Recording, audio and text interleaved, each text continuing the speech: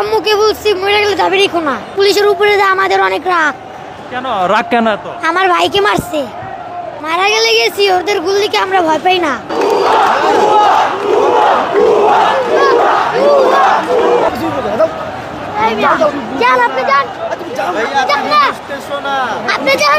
তুমি এখানে কেন আসছো?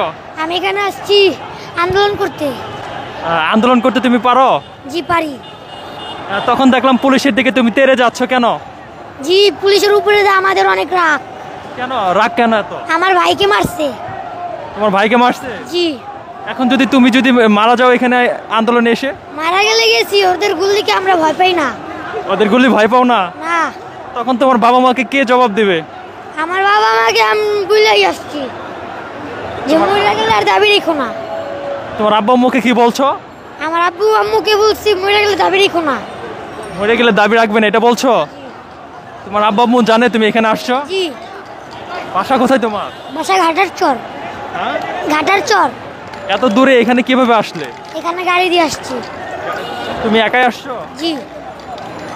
এই যে এখানে বড় বড় মানুষ আন্দোলন করছে, গুলি করছে পুলিশে, এর আগে তো খবরে দেখছো না? দেখছি। আমার ভাইও তো গুলি খেয়ে মরছে।